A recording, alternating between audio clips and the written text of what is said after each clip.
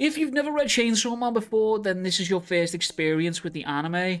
Let me tell you that what you just watched isn't even close to the tip of the iceberg. Chainsaw Man has this absolutely phenomenal ability to lull you into a false sense of security and then violently and swiftly rip that all away from you. And for the anime onlys who are witnessing all of this for the first time, let me tell you that this episode isn't even some of the most shocking stuff that you have yet to see in the series. But before we get any further, I would just like to ask for you to all like, comment, and subscribe, as it really does help out the channel, and it guarantees that you get more juicy anime manga content to your sub feed. But without further ado, let's get into the video. So this episode opens up with Himeno's perspective of her carrying home Denji while she is absolutely rotten drunk, or as they call it where I'm from, pissed as a fart. And we see Himeno continuing to drink and basically trying it on with Denji. She's trying to do the deed with Denji here. She's trying to get a smash on. And Denji, obviously being the man of principles he is, says yes with a wide eyes and a bushy tail. And this is where we start to see the effects of Makima's influence over Denji seeping through into his life, basically. We know Denji's goal throughout the series is to find himself some tier gold biddies, trying to get himself some bussy, and now he's in a situation where both of those things are literally throwing themselves at him. He basically doesn't want it. We see Himeno find something in his pocket, and it's not what you think it is. It's actually a chupa chup that Makima gave him outside of the bar that they were all drinking in here. We get this scene where Denji is absolutely smitten with Makima, and she ends up giving him his first indirect kiss by taking a lollipop out of her mouth and putting it in his, basically.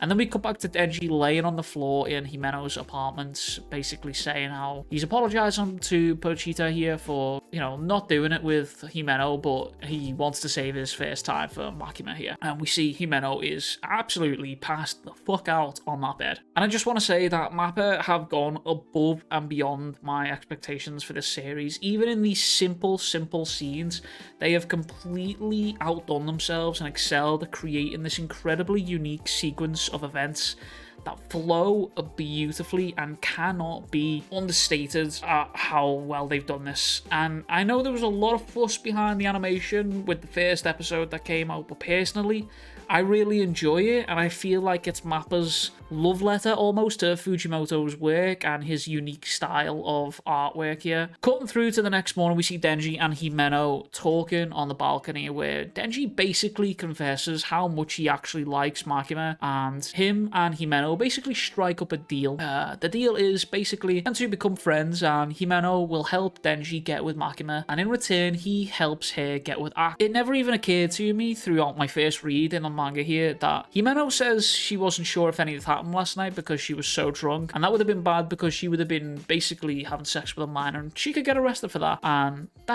she's glad that that didn't happen. But then in the next breath is helping my man Denji secure a thing with Makima. It just goes to show you, there's like little subtle hints all the way through Chainsaw Man that just go to show you just how weird and twisted the world is. Like, Himeno is basically okay with not fucking Denji because she would have got arrested, but is completely okay with handing that motherfucker over to Denji. And yeah, it is a really weird and twisted world. But it's from here that the episode starts to ramp up in intensity. The Chainsaw Man pacing is in full effect here, and when more people see this episode, they are going to become Chainsaw Man's fans, hook, line, and sinker. We cut to Makima traveling through Kyoto to meet with the bigwigs, as she puts them, and it's at this point she is shot and killed by random assassins sat on the train here. And yeah, Chainsaw Man pacing is a wild ride, let me tell you. But that is not all. We cut back to Tokyo and see multiple public safety agents being gunned down by what seems like random civilians. And the music and the tension in this scene is fucking perfect. One of my biggest concerns about the anime coming from the manga was how they were going to handle the music, and the tone and the theme for Chainsaw Man is wild and all over the place, and the composers have done a perfect job of encapsulating in that. But when I was reading the manga, I always imagined that certain scenes in this would be animated without any music, or this low hum basically, similar to how Bane and Batman fought in The Dark Knight Rises.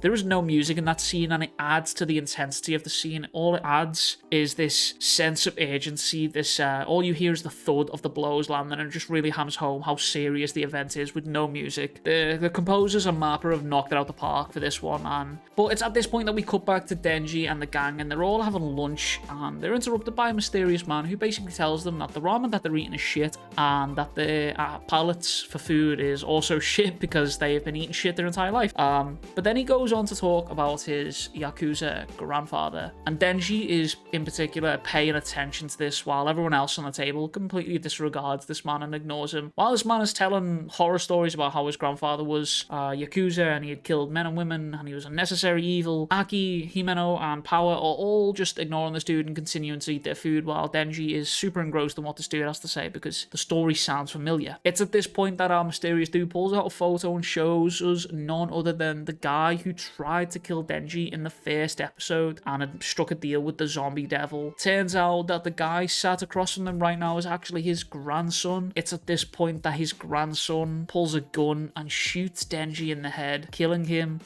dead. He then manages to land shots on Himeno, a shot into the chest of Himeno. He grazes Aki with a shot and misses Power. Power closes the distance immediately and lands a swift uppercut to the chin of this dude. And it's at this point that Aki calls upon Kon to come and get this fooligan out of the restaurant for them. And this scene in the manga was absolutely iconic, and the colours that Mappa chose for this scene and the bloom that is happening in this scene is nothing short of a beautiful and vibrant masterpiece, and I can't stop dick riding Mappa for how much of a good job they have done. Ladies and gentlemen, I would like to formally introduce you to Katana Man, the second devil hybrid that you'll see in the series so far, one of the most prominent and iconic ones. Aki and Katana Man end up fighting after the Kon devil basically is killed by Katana Man here, and we see Aki fighting, and he's finally unsheathed that sword that he's been carrying around here, and we learn that that sword is actually a needle or a pin basically, and he only needs to stab someone 3 times with that sword before the devil will take hold of them and kill them basically. And he ends up killing Katana Man here, and once this happens, a mysterious woman appears behind Aki and says, well, I figured out your ability. That sword stabs people 3 times and basically they die. One thing Fujimoto is an absolute master is building up this false sense of security and then ripping it away violently with chapters and episodes like this, but he still keeps up that intrigue and mystique that the series just grasps and just holds you in with it. He's truly a master of his craft, because even though all of this is happening, they're still introducing mysterious characters all the time, and we haven't even had time to process that Makima's dead and Denji's dead and Himeno was on her way out. Aki manages to kill Katana Man here, and it's at this point that the mysterious woman who has appeared basically resurrects him and asks Katana Man why he died, and he says, I let my guard down, let it down badly. She says, we'll finish the job, and he does. He disappears at light speed, appears behind Aki and slices him, and just as he turns around to basically put the final blows on here, Himeno summons up the strength to use Ghost and asks her to, lend her the power. And we get this really familiar scene where if you've watched Jujutsu Kaisen, you'll have seen this before anyway. The Ghost basically just says no. And it reminded me so much of when Sukuna said no to Yuji, for Yuji trying to beg Sukuna to help him with fighting Mahito and saving Junpei. But it was just a very similar situation of a human begging a devil or a cursed spirit for help, and them just taking great delight in saying no. But it's at this point that Himeno doubles down and offers her entire body to Ghost to use all of the power. And we get this incredible scene where we don't just see one hand reaching through Himeno here to help. We see multiple, and it grows and there's more, and it is just a barrage of hands, and they all launch towards Katana Man and they end up fighting. And we get to see this full body of what Ghost actually looks like, and it is terrifying with these closed eyes that have been sealed and a sealed mouth.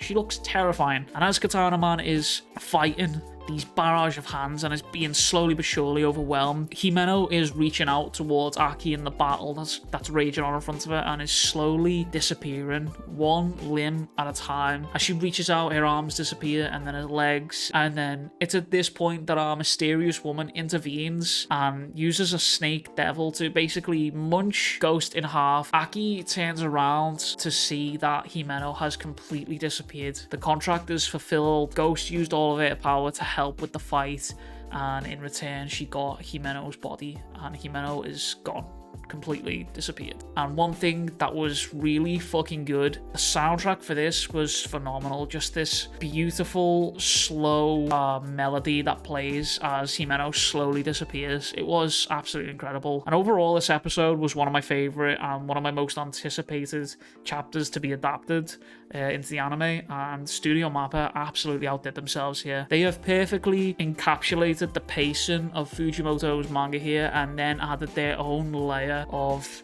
just aesthetic goodness all over the top of it, and just took it to the next level with visuals that they've created. Overall, this episode for me was a solid 10 out of 10. Peak fiction, but that is all from me. Let me know what you think of the chapter in the comments down below. Make sure to like, comment, and subscribe. And if you want to support the channel even further, consider becoming a member for some added bonuses to the channel. But that's all from me. I'll catch you guys in the next one. Much love, big kisses, peace.